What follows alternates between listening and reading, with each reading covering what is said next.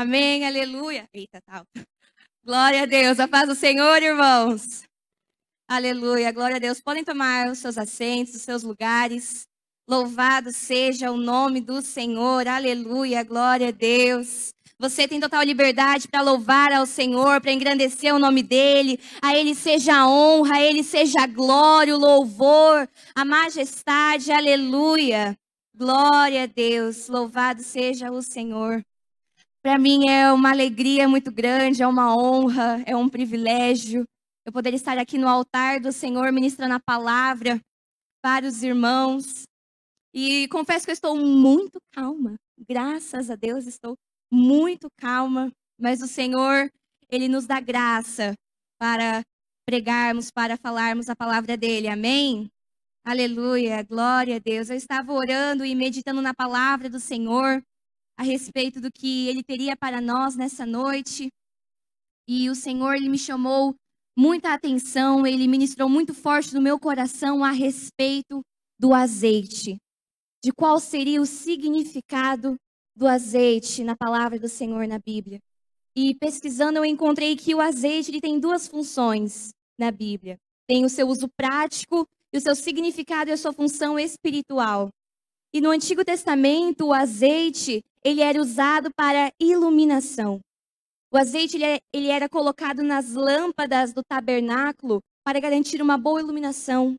Ele também era usado para fins medicinais no tratamento de feridas e machucados. Também para consumo próprio, como uma especiaria, como um azeite, um óleo na preparação do alimento. Mas eu gostaria de me aprofundar mais no significado espiritual do azeite. Porque na palavra do Senhor, o azeite ele representa o Espírito Santo. O azeite ele remete à presença e à manifestação do poder do Espírito Santo. O azeite ele era usado para consagração, para ungir reis, rainhas, sacerdotes e profetas, mostrando essa separação. Mostrando que o Senhor ele tinha um propósito específico na vida daqueles homens e daquelas mulheres, de que o Senhor os havia separado para cumprir um propósito específico na vida deles. E o azeite ele também era usado para santificação. O azeite ele não era usado em qualquer um, nem para qualquer fim, nem para qualquer coisa. Então, quando nós vemos a presença do azeite em alguma passagem bíblica, é muito importante nós demandarmos atenção devido ao seu significado de representar o Espírito Santo, a consagração e a santificação. Amém, aleluia, glória a Deus. Eu continuei orando e pedindo ao Senhor para que Ele me revelasse qual passagem Ele gostaria de ministrar aqui nessa noite. E nesse período, muitas passagens, muitos versos, muitos textos passaram na minha mente. E um deles foi a parábola das 10 virgens. Porque nós podemos ver claramente a presença do azeite, nós podemos ver o quanto o azeite ele foi importante na preparação de algumas daquelas virgens para a chegada do noivo. Algumas daquelas virgens, elas pegaram o azeite, colocaram, acenderam as lamparinas e conseguiram chegar até a festividade do noivo. Mas o Senhor falou, não é essa passagem que eu tenho. Orando um pouco mais, buscando mais, o Senhor ministrou no meu coração que a passagem que Ele gostaria de ministrar em nós estava em 2 Reis, capítulo 4, verso 1. E eu gostaria que projetasse aqui para nós, por favor. 2 Reis, capítulo 4, verso 1. Gostaria de ler até o 7. E diz: Certo dia, a esposa de um dos discípulos dos profetas suplicou a Eliseu, dizendo: Teu servo, meu marido, morreu. E bem sabes o quanto teu servo amava com zelo a Yahvé, o Senhor. Agora um credor acaba de chegar à nossa casa para levar meus filhos como escravos pelo pagamento da dívida. Eliseu lhe indagou: Que posso fazer por ti? Dize-me, que tens em casa? Ao que ela prontamente respondeu: Tua serva nada tem em casa, a não ser uma vasilha com azeite. Então ele ordenou: Vai e pede emprestadas todos os seus vizinhos ânforas vazias, que seriam vasos, vasilhas, tigelas vazias, tantas quantas puder recolher. Depois, entre em tua casa, fecha a porta atrás de ti dos teus filhos e derrama do azeite puro que brota em todos esses vasos, pondo-os de lado à medida que forem ficando cheios. Assim ela se foi, trancou-se em casa com seus filhos e começou a encher as vasilhas que eles lhe traziam. Quando todas as ânforas estavam cheias, a mulher pediu a um dos filhos: traze mais uma vasilha. Ao que ele replicou: não há mais nenhuma vasilha. Então aquele azeite parou de correr. Em seguida ela saiu e contou tudo o que se passara ao homem de Deus, que lhe orientou, dizendo: pois agora vai, vende esse óleo puro, paga todas as tuas dívidas e viverás em paz, tu e teus filhos, do que restar da venda. Aleluia, glória a Deus, louvado seja o nome do Senhor. Aqui nós podemos ver o encontro de Eliseu com a viúva, e nós podemos ver no verso 1, que eu gostaria de ler novamente, um pouco da situação, como se encontrava aquela viúva. E o verso 1 diz: ora, clamou ali uma certa mulher das esposas dos filhos dos profetas a Eliseu, dizendo: o teu servo, meu marido, está morto, e tu sabes que o teu servo verdadeiramente temia o Senhor, e o credor, que era o cobrador, veio para levar consigo os meus 2 filhos para serem servos. Aqui nós podemos ver a situação que aquela viúva se encontrava, o contexto que aquela mulher estava, e era uma situação muito triste, uma situação terrível. O esposo dela havia falecido, ele era filho de um dos profetas, ele servia a Eliseu, e ela o descreve como um homem temente ao Senhor, um homem verdadeiramente temente ao Senhor, mas que lhe havia deixado uma dívida. E nós podemos perceber isso quando a viúva, ela está conversando com Eliseu e ela cita a respeito do credor, a respeito do cobrador. E naquela época, perante a lei de Moisés, era permitido que, caso alguém ou alguma família tivesse uma dívida muito grande e não conseguisse pagar, o credor, o cobrador, ele poderia tomar aquela pessoa ou tomar os filhos daquela família para que eles pagassem a dívida. Eles seriam tomados como servos e com o trabalhar deles a dívida seria paga. Então, se nós formos analisar, se nós formos observar bem, a situação que aquela mulher se encontrava era terrível. Ela havia acabado de perder o marido, ela tinha uma dívida a pagar, provavelmente que ela não tivesse dinheiro ou talvez o dinheiro fosse muito escasso comparado à quantidade da dívida que ela teria que pagar. Os filhos dela seriam tomados dela para trabalharem como servos. Então era uma situação muito triste.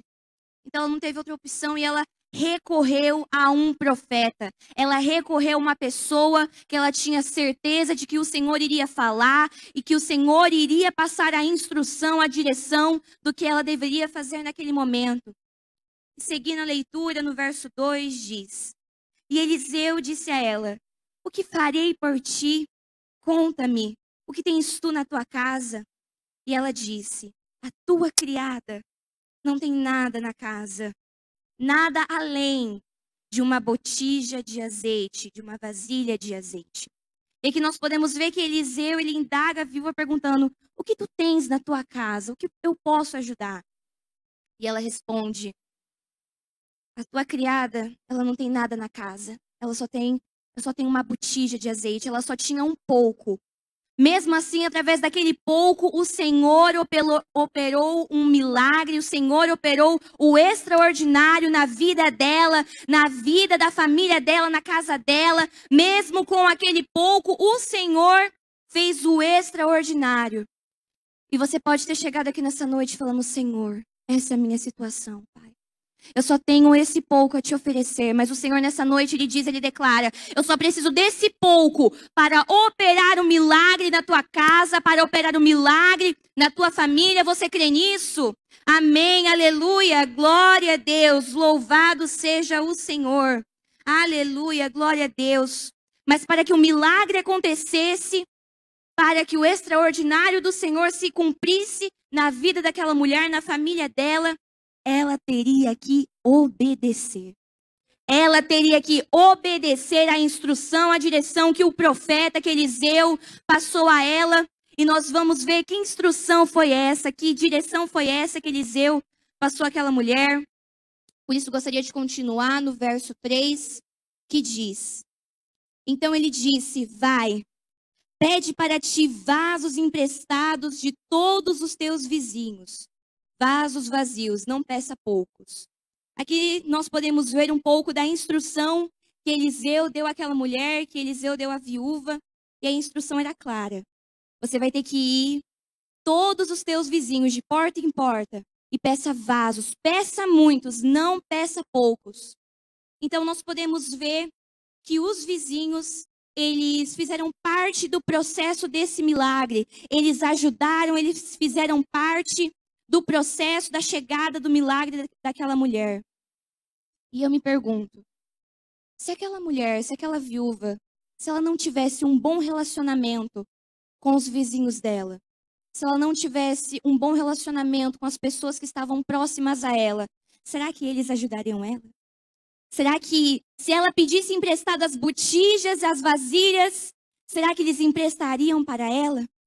Porque é provável que se ela não tivesse esse bom relacionamento com as pessoas que estavam próximas a ela, era provável que ela tivesse que ir para outra cidade, fazer uma viagem longa, dependendo ir até outro território. E isso, o processo dela teria aumentado. E a bênção dela, o milagre dela, seria tardio, iria demorar o milagre dela. E muitas das vezes é isso que acontece conosco quando nós não temos um bom relacionamento com nossos irmãos, com os nossos vizinhos, com as pessoas que estão próximas a nós. Nós acabamos por tardar a bênção, tardar o milagre. Mas ainda bem, louvado seja o Senhor, ela tinha sim um bom relacionamento com os irmãos dela, ela tinha um bom relacionamento com os vizinhos, com as pessoas que estavam próximas a ela, e eles emprestaram todas as vasilhas, todos os vasos, todas as tigelas que ela pediu emprestado, os vizinhos emprestaram para ela. Continuando a leitura, no verso 4, diz: quando tu entrares, fecharás a porta diante de ti e diante dos teus filhos, e derramarás dentro de todos os vasos, e tu porás de lado aquele que estiver cheio. No verso 5, continuando, também diz: assim ela se foi diante dele, e fechou a porta diante de si e diante dos filhos que trouxeram os vasos para ela, e ela derramou. Aqui nós também podemos ver a continuidade da instrução que Eliseu demandou àquela mulher. E nós podemos ver claramente que nesse momento, a viúva e a família dela eles ficaram sozinhos. Mas eu acredito que eles ficaram sozinhos não por falta de ajuda. Porque eu tenho certeza de que se aquela mulher pedisse ajuda novamente aos vizinhos dela, pedisse novamente ajuda para aqueles que estivessem ao lado dela, para derramar o azeite naquelas botijas, naquelas tigelas, eu tenho certeza que eles ajudariam ela novamente. Mas há momentos nos nossos processos com o Senhor que Ele quer trabalhar somente com nós. No nosso secreto, somente conosco, somente com a nossa família. Então, ela teve que ficar sozinha, ela e a família dela. E o Senhor operou, o Senhor estava lá, eu tenho a certeza disso, eu creio. Mas foi necessário que eles ficassem sozinhos. Não estava ninguém lá, a não ser aquela viúva e a família dela e os filhos dela. E continuando a leitura no verso 6, que diz: e sucedeu que, quando os vasos estavam cheios, ela disse ao seu filho: traz mais um vaso. E ele lhe disse: não há mais vaso. E o azeite parou. Aqui nós podemos ver que o milagre aconteceu, as botijas foram cheias até o gargalo, até o limite, até a boca. E o milagre aconteceu justamente por causa da postura que aquela mulher teve. Postura de obediência, postura de relacionamento, postura de intimidade. O milagre aconteceu porque ela teve essa postura de buscar, de obedecer. E continuando a leitura, no verso 7, que diz: Então ela veio e disse ao homem de Deus, e ele disse: Vai, vende o azeite e paga a tua dívida, e vive tu e os teus filhos do restante. Aleluia, glória a Deus. O nosso Deus, ele é um Deus de milagres, ele é um Deus de transformação. Ele é o Todo-Poderoso, aleluia, glória a Deus. E assim aquela mulher, ela pagou a dívida. E o milagre foi tão grande que ela e a família dela ainda viveram do restante. Viveram do restante daquela bênção, viveram do restante daquele milagre. E é isso que acontece no nosso cenário atual quando nós buscamos ao Senhor. Quando nós buscamos o Espírito Santo, quando nós buscamos obedecer aquilo que o Senhor tem mandado a nós. E hoje, nós somos essas botijas, nós somos esses vasos. O vaso, quando ele é vazio, ele é sem utilidade, ele não produz nada. E hoje nós somos esse vaso que o Senhor nessa noite, Ele quer nos encher. O Senhor quer te encher nessa noite do Espírito Santo, porque somente quando nós somos cheios da presença do Senhor, somente quando nós somos cheios da presença do Espírito Santo, que acontece a mudança, que acontece a transformação nas nossas vidas, na nossa casa, na nossa família, na nossa parentela, nos nossos familiares. E isso acontece quando nós somos cheios do Espírito Santo, quando nós somos cheios do Senhor. E o Senhor nessa noite, Ele quer nos encher. Mas encher não para acabar, mas encher para suprir. Assim como o Senhor fez, Ele encheu aquelas botijas para suprir a necessidade daquela viúva. E o Senhor, Ele quer nos encher. Ele quer nos encher de força, de poder, de renovo, de restauração, para que possamos suportar até o fim. Para que possamos suportar até a volta dele, até a chegada do milagre. Amém, aleluia, glória a Deus. E o milagre que você tanto busca, aquilo que você tem tanto pedido ao Senhor, pode ser que aconteça como aquela viúva. Precisa de obediência, precisa de relacionamento, precisa de intimidade com o Senhor. Para o milagre acontecer, primeiro nós precisamos ser cheios da presença do Senhor, precisamos ser vasos cheios. Vasos cheios geram força para seguirmos até o fim. Antes do milagre acontecer, é preciso que sejamos cheios. Primeiro eu me encho, depois o milagre acontece. É assim que aconteceu na vida daquela mulher, na família daquela mulher. Primeiro ela foi cheia, primeiro ela encheu os vasos. Depois aconteceu um milagre e ela viveu até o fim com aquele milagre, com as botijas cheias. Amém? Aleluia, glória a Deus.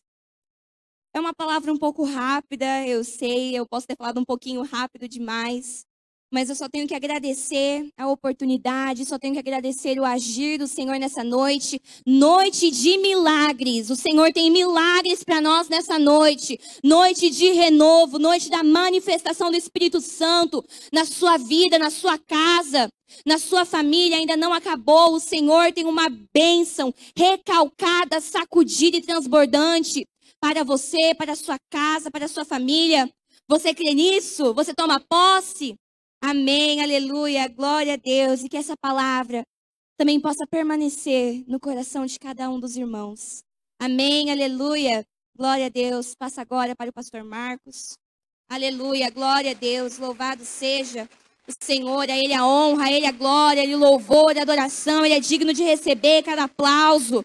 Aleluia, glória a Deus, santo, santo, santo é o Senhor, aleluia.